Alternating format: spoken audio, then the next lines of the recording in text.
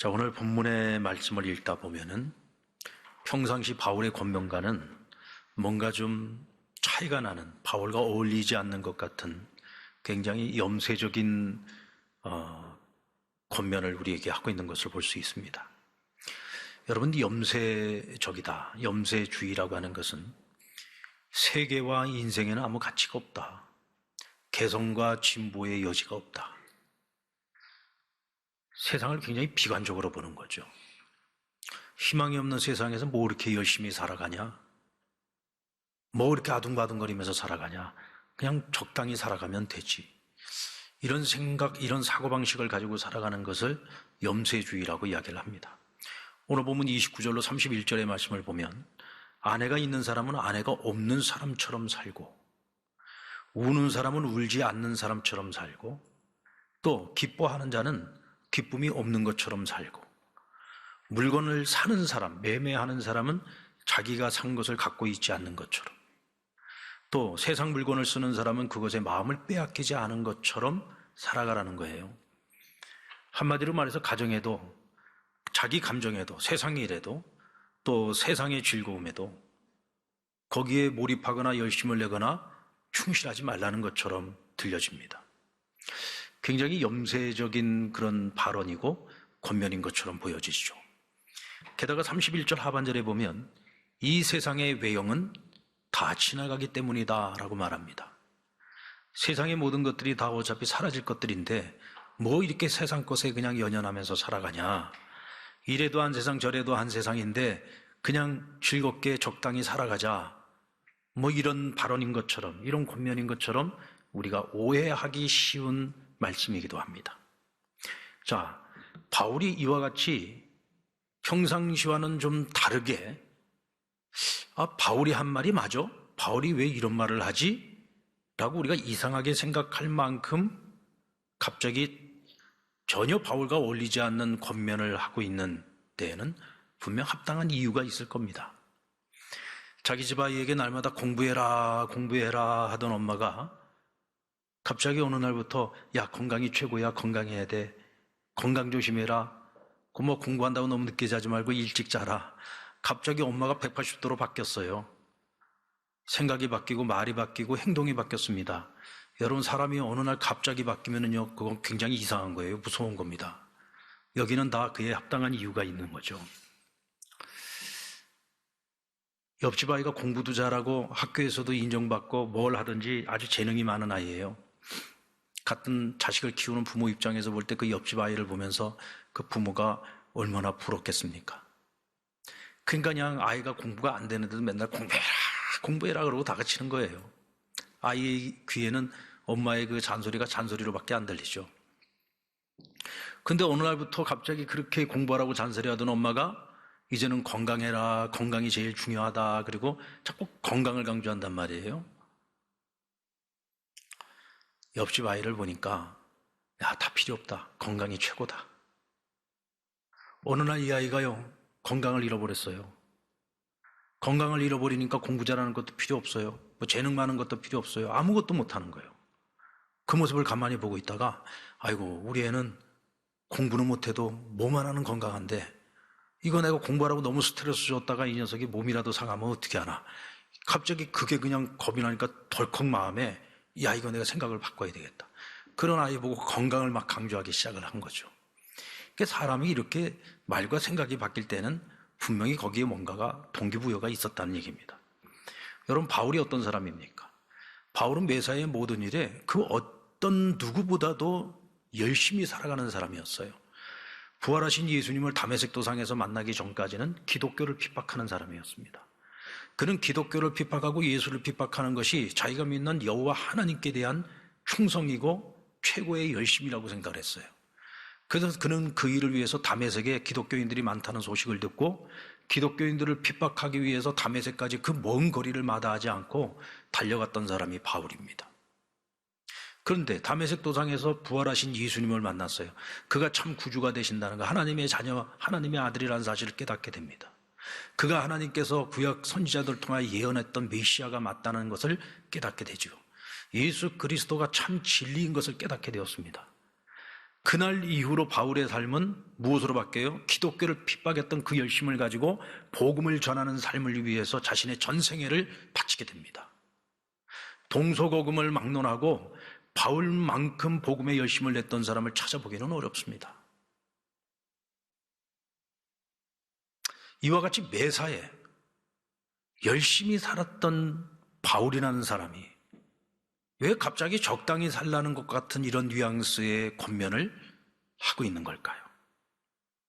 자, 바울이 우리에게 정작 말하고 싶은 것.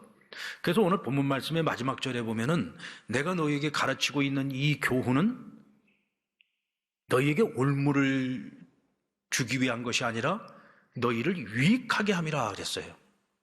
그러니까 바울도 아는 겁니다. 우리가 이 말씀을 받을 때에 이 말씀 때문에 우리가 굉장히 당황할 것을 아는 거죠. 이거 평상시 바울의 권면하고는 너무 다른 권면을 하고 있는데 이게 대체 무슨 뜻일까? 그래서 우리가 바울이 어떤 의도를 가지고 지금 이와 같은 권면을 주고 있는지를 정확하게 알 수 있을 때 이것이 우리에게 유익함이 될 수 있다는 것이죠. 바울은 우리가 이 땅을 살아가면서 우리가 관계를 맺고 살아가는 가족이나 아내나 남편 그리고 자녀들 그리고 우리가 세상에서 하고 있는 일들 또 우리가 살아가면서 우리에게 찾아오는 복잡한 인간적인 감정들이 있잖아요. 또 세상의 즐거움들도 있을 겁니다. 우리가 이런 것들이 우리에게 필요 없다는 것이 아니에요. 이거 다 중요한 겁니다. 여기에 우리가 최선을 다해야 돼요. 여기에 최선을 다해야 된다. 그러나 최선은 다하되 그것을 절대로 절대화하지는 말라는 거. 이것이 전부인 것이냐 생각하고 여기에 너희 인생의 모든 걸 다 올인하지 말라는 것입니다. 왜냐하면 그보다 더 가치 있고 그보다 더 영원한 것들이 있다는 것을 바울이 깨달았기 때문이죠. 바울은 이 세상의 것과 전혀 다른 차원의 새로운 세계, 새로운 깨달음을 경험하게 된 겁니다. 29절에 보면 세상의 것에 올인하지 말아야 될 이유에 대해서 이렇게 말씀하고 있어요. 형제들아, 내가 이 말을 하노니 그때가 단축하여진 고로 그랬습니다. 그때가 단축되어졌다라는 말, 여기서 그때라고 하는 것은 무엇을 의미하는 걸까요? 여러분, 시간은, 역사는 하나님이 주관을 하시죠. 이것이 유대인들이 가지고 있는 세계관이었습니다. 시간과 역사와 모든 인생에 관한 주도권을 하나님이 가지고 계신다. 그런데 하나님께서 우리 개개인에게 허락하신 시간이 있고 이 역사 가운데 하나님이 주신 시간이 있어요. 그래서 우리가 종말을 이야기할 때는 역사적인 종말도 있고 개인적인 종말이 있습니다. 우리에게 개인적인 종말은 뭐예요? 죽음이죠. 역사의 종말은 무엇입니까? 마지막 하나님의 심판의 날입니다. 그런데 어느 날 갑자기 바울이 뭐라고 얘기를 하느냐? 그때가 가까웠다는 거예요. 하나님께서 그때까지 우리에게 부여한 시간이 있는데 그 시간이 급하게 단축되어졌다는 얘기입니다. 이 얘기는 지금 우리가 살고 있는 이 시대, 지금 현재 이 삶 속에 지금 우리의 시간 속에 하나님의 종말이 시작되어졌다라고 하는 것을 말씀하고 있는 겁니다. 그러므로 너희가 지금 이 땅에서 하고 있는 그 모든 일들, 지금 너희에게 주어진 어떠한 감정들, 우리가 여기에 너희에게 주어진 그 많지 않은 그 짧은 시간들을 여기에 다 허비할 여유가 없다는 거예요. 그러므로 너희에게 주은 이 땅에서의 삶의 최선을 다하는 삶도 중요하지만 그보다 더 중요한 것이 있기 때문에 여기에 모든 것을 올인하지 말고 보다 더 가치 있는 일에 너희가 시간과 물질과 너희의 모든 것들을 더 집중해서 거기에 투자하고 거기에 최선을 다해야 된다라고 하는 것을 말씀하고 있습니다. 여러분들 만약에 오늘이 인류의 마지막이고 우리 개인에게 마지막이라고 한번 생각을 해봅시다. 오늘 우리에게 주어진 시간이 오늘 하루밖에 없다. 그러면 오늘 이 하루를 대하는 여러분의 태도가 어떻겠습니까? 여러분들에게 오늘 이 하루가 마지막 하루라고 한다면 여러분들 무엇을 위해서 최선을 다하시겠어요? 아마도 이 땅에서의 삶이 전부라고 생각하는 사람과 영원한 날이 있음을 알고 살아가는 사람은 분명 오늘 이 하루 마지막 하루를 대하는 태도가 분명히 다를 겁니다. 같을 수가 없죠. 바울의 이와 같은 생각의 변화에 가장 큰 영향을 끼쳤던 두 가지 사건이 있어요. 첫 번째는 다메섹 도상에서 부활하신 주님을 만난 거죠. 예루살렘에서 그가 들어왔었던 예수 부활 소식은 그저 예수를 따르던 그의 제자들이 만들어낸 이야기, 지어낸 이야기라고 생각을 하고 있었습니다. 그래서 이 이상한 사이비 종교 집단을 갖다가 핍박을 하는 것이 여호와 하나님께 자신이 할 수 있는 최선이고 열심이라고 생각을 했던 거죠. 그런데 자기가 핍박했던 예수를, 그것도 부활하신 예수를 다메섹 도상에서 만난 거예요. 그가 다시 사셨다, 그가 부활하셨다라고 하는 이 사실이 만들어내고 지어낸 이야기가 아니라 이것이 팩트라고 하는 것을 자기가 직접 경험을 한 겁니다.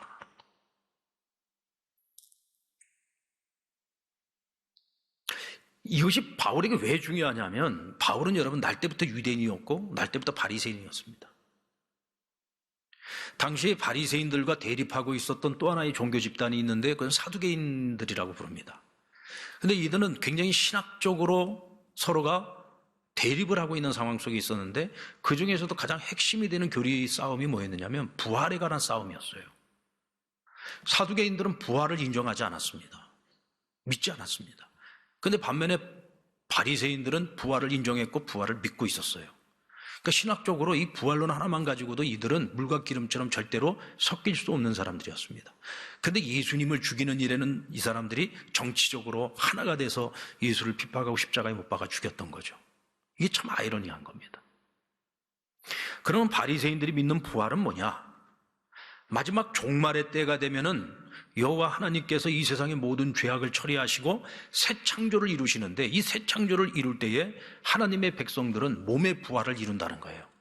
그런데 이 몸의 부활이라고 하는 것은 이전의 몸으로 부활을 하는 것이 아니라 완전히 새롭게 창조된 몸으로 부활을 한다는 것이죠. 그리고 이와 같은 부활의 역사가 일어나는 그때가 언제냐? 이때가 바로 종말의 때라는 것이죠. 그래서 이 바리새인들이 믿고 있었던 이 종말의식과 부활의 이 사건은요, 이게 따로 떨어져 있는 것이 아니라 하나가 되는 거였습니다. 근데 지금 그 사건을, 부활하신 예수님을 만나는 사건을 통해서 바울은 해결이 돼버린 거예요. 아, 예수님이 하나님이 보내신 메시아가 맞구나. 그가 장사된 지 사흘 만에 부활한 것이 맞구나. 그런데 예수님의 부활은 뭐예요? 이전의 몸이 아니라 완전히 새롭게 창조된 새 창조의 몸이란 말이죠. 하늘로부터 오는 새로운 몸인 것입니다. 그것을 바울이 깨달은 거예요. 그러면서 동시에 뭐냐? 아, 종말이 시작되어졌다. 이제 하나님의 카운트다운이 시작된 거다.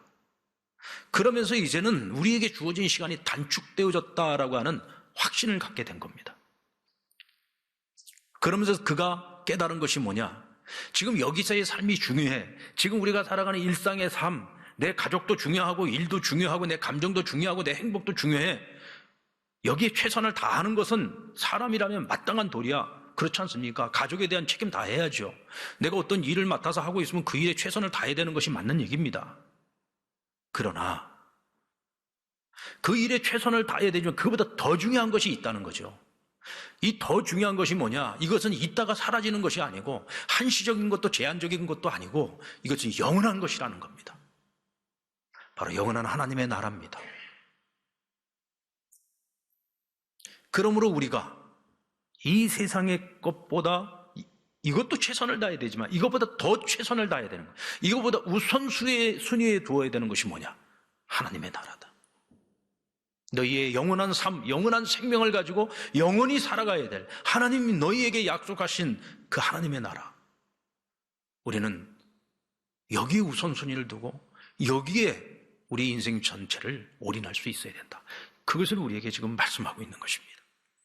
그리고 또 하나의 사건은 셋째 하늘, 곧 삼층천을 다녀온 것입니다. 고린도후서 12장 1절로 5절에 보면 그가 14년 전에 셋째 하늘에 이끌려 올라가서 낙원을 보고 왔다 그랬어요. 하나님 나라를 보고 온 겁니다. 셋째 하늘을 보고 온 거죠. 그것이 꿈이었는지 환상이었는지는 모르겠습니다만은 오늘 본문에는, 성경에는 보면은 그가 환상 중에 다녀왔다 그랬어요. 근데 바울은 그것을 자기의 경험으로 이야기를 하지 않고 제3자의 경험인 것처럼 이야기를 하고 있습니다. 그것은 자신이 겸손하기 위한 것이었죠. 자기를 드러내지 않기 위한 것이었습니다. 그럼 대체 바울이 언제 이런 경험을 했을까? 1차 선교 여행 때 그가 루스드라라고 하는 성에 가서 복음을 전하는데 그곳에 유대인들이 바울에게 돌을 던져서 돌을 맞고 만신창이가 돼가지고 그가 죽은 줄 알고 사람들이 그를 성문 밖에 갖다 버렸다고 했어요. 여러분, 적어도 사람이 죽었는지 살았는지를 확인하려면 어떻게 하죠? 코에다가 손을 대봅니다. 숨 쉬지 않았던 거예요. 그 순간에 심정지가 왔는지 어쨌는지는 모르겠습니다만은 어쨌든 그 성 안에서 돌을 던져 그를 죽였던 유대인들은 바울이 죽었다고 생각하고 그를 갖다 버린 거예요. 근데 바울이 죽지 않았습니다. 그가 깨어납니다. 깨어난 바울이 어떻게 했습니까? 자기가 죽었다가 나온 그 루스드라 성을 다시 들어가요. 여러분 같으면 그 성에 다시 들어가고 싶겠어요? 그 성에 다시 들어갑니다. 그리고 들어가서 다시 복음을 전하는데 그 복음의 권능이 있어서 루스드라 성에 큰 부흥의 역사가 일어나게 되죠. 많은 신학자들이 말하기를 바울이 삼중천을 다녀온 그 사건은 루스드라에서 그가 거의 죽었다가 살아나는 그 사건을 통해 하나님께서 그를 삼중천을 보게 하셨다. 여러분, 이 사건 이후로 바울은 항상 죽음을 생각하면서 살았습니다. 그에게 더 이상 죽음이라고 하는 것은 두려움의 대상이 아니었어요. 낙원에 이르는 하나의 통로였고 소망이었습니다. 그래서 항상 바울은 뭐냐? 내가 빨리 아버지께 가기를 원합니다. 빨리 죽기를 원합니다. 왜냐하면 삼중천을 보고 왔잖아요. 이 세상과 비교할 수 없는 영원한 나라, 하나님의 나라. 예수님께서 제자들에게 뭐라고 했습니까? 내가 너희를 위하여 거처를 예비하러 가노니 그곳에 내가 살아야 될 영원한 하나님, 영원한 나의 집이 있음을 가서 보고 온 겁니다. 하루라도 빨리 가고 싶지 않겠습니까? 그에게는 그러니까 죽음이 두려움의 대상이 아니라 소망이 돼버린 거예요. 그러니 이 땅의 것들을 조금이라도 더 가지려고, 움켜쥐려고, 더 누려보려고 그냥 몸부림치면서 살아가는 인생들을 보니까 참 기가 막힌 겁니다. 너희가 왜 너희에게 주어진 그 짧은 시간을 이런 헛된 것을 위해서 전체를 다 올인하면서 살아가냐? 이보다 더 중요한 가치가 있고 이보다 더 영원한 나라가 있고 더 소중한 것이 있는데 왜 여기에 모든 것을 올인하면서 살아가냐? 왜 모든 걸 다 영끌을 해가지고 다 투자하면서 살아가냐? 그러지 말라는 거죠. 그보다 더 우선해야 될 것이 있다.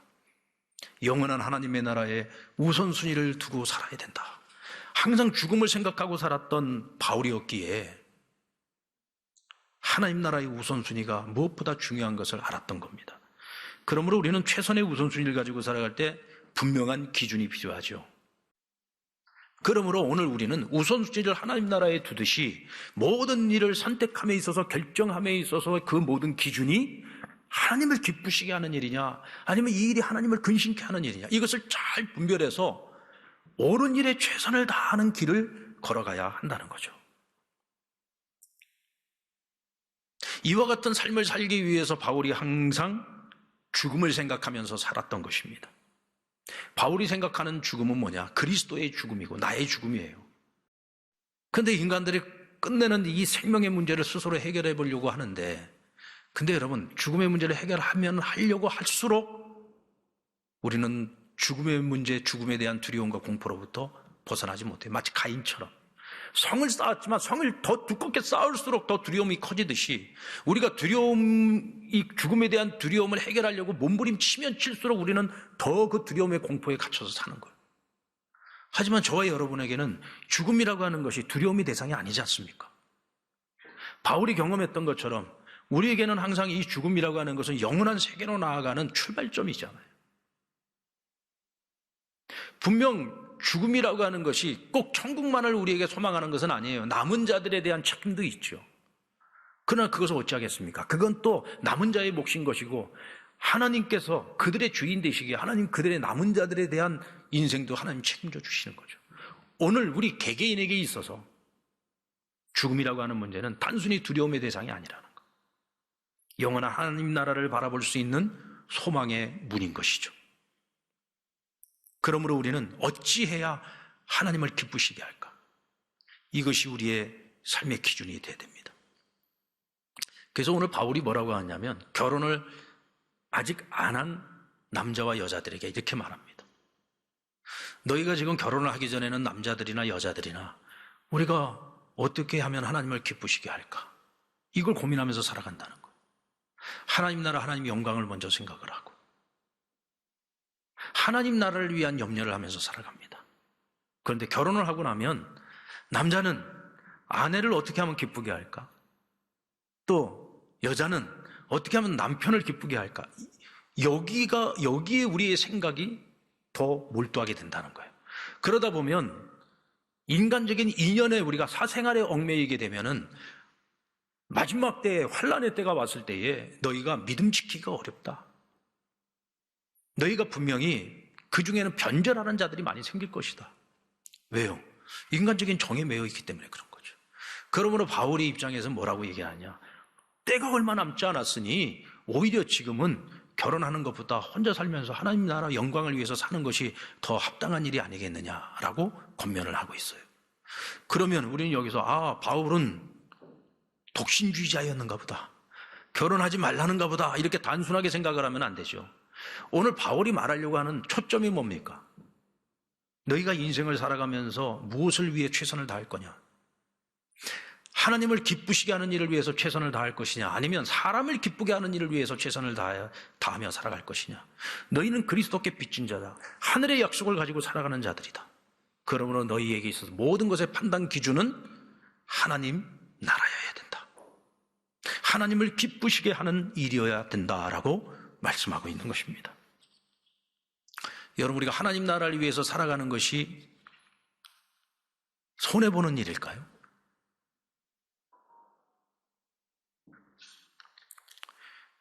한국의 지성 이어룡 교수님의 그 책, 지성에서 영성이라는 책이 있어요. 이 책에 보면은 그의 딸 이민아 목사가 있는데, 이 이민아 목사가 참 젊은 날에 미국에 공부하러 가서 정말 머리가 수제 중에 수제예요. 그래갖고 젊은 나이에 검사가 되고 정말 탄탄대로의 길을 걸어가다가 하나님 영접하고 난 후에 신학을 공부하고 목사가 됐어요. 정말 그 인생을 아주 가치 있게 살고 있다가 갑자기 또 암이 찾아와가지고 결국은 이제 젊은 나이에 암으로 세상을 떠났는데, 정말 너무나도 이 이어령 교수에게는 자랑거리였던, 자부심이었던 그런 딸이었고 너무나도 사랑했던 딸이었습니다. 이 딸이 미국에 있고 자기는 이제 한국에 있는데, 옛날에 여러분 국제전화비가 얼마나 비쌌어요. 근데 이제 한 번씩 이제 딸한테 전화가 오면은 국제전화 통화를 보면 1시간씩 그렇게 통화를 했는데요. 그러면 이민아 목사가 전화를 해가지고 아버지에게 뭐 안부 조금 묻다가, 아버지와 관련되어진 무슨 얘기, 뭐 가족 간의 이야기, 이런 이야기가 아니고 맨 하나님 아버지 얘기만 한다는 거예요. 1시간 동안 국제통화를 하는데 하나님 얘기만 하다가 끊는다는 거예요. 그래서 처음에 전화가 오면은 막 기쁘게 전화를 받았다가 끝날 때는 짜증내면서 전화를 끊고 그랬대요. 어쩐 때는 야, 하나님 아버지만 네 아버지냐, 이 땅의 아버지도 아버지다 뭐, 그리고 푸념을 하고 싶었는데 차마 그 얘기는 못하고 그냥 참고 끊을 때가 많이 있었다. 그런데 어느 날 가만히 생각을 해보니까 내 딸이 가장 힘들고 가장 어려웠을 때, 피눈물 흘리고 있을 때, 죽음의 사경에서 헤매고 있을 때 나는 단 한 번도 내 딸 옆에 있어준 적이 없었다는 거예요. 내 딸 옆에서 항상 함께 해주시고 그를 위로해 주시고 하나님 나라에 대한 소망을 갖게 해주시고, 그에게 죽음이 밀려오고 있지만 그 죽음을 극복할 수 있는 용기를 주시고, 내 딸이 보다 가치 있는 인생을 살아가기 위해서 그의 인생의 마지막까지 하나님 앞에서 몸부림을 치면서 살아갈 수 있었던 이 모든 것이 바로 하늘에 계신 하나님 아버지 때문이라는 것을 알게 되었어요. 그것을 알고 보니 모든 게 감사한 거예요. 무신론자요, 인간적인 지식이 많다는 것 때문에 너무나도 교만했던 나를, 세상에 무슨 하나님이 어디 있느냐고 하나님께 삿대질했던 나를, 내 딸이 사랑했던 그 하나님, 나에게 그 하나님을 알려주기 위해서 그 국제전화 통화를 하면서도 끊임없이 자기가 경험한 하나님을 나에게 소개해 주려고 그렇게 애를 썼던 그 딸의 노력 때문에 결국은 내가 하나님을 알게 되고 예수님을 영접하고 내가 구원받은 하나님의 자녀가 된 것에 대해서 너무 감사하다. 여러분, 가족을 위해서 최선을 다하지만 그것이 하나님의 뜻과 상관없는 최선이라면 그것이 그 가족에게 무슨 의미가 있겠습니까? 내가 세상에서 해나가는 모든 일들이 하나님의 뜻과 하나님의 영광과 전혀 상관없는 일들이라고 한다면 그것이 무슨 의미가 있겠습니까? 오늘 저와 여러분은 예수 그리스도께 빚진 자들입니다. 생명을 빚진 자들입니다. 우리가 항상 죽음을 생각하며 살아갈 때 우리는 오늘 밤이라도 하나님 부르시면 가야 되는 인생들이요, 오늘 우리가 무엇에 더 집중해야 됩니까? 무엇에 더 최선을 다해야 되는 것입니까? 어디에 우리 인생의 우선순위를 두고 살아가야 되는 것입니까?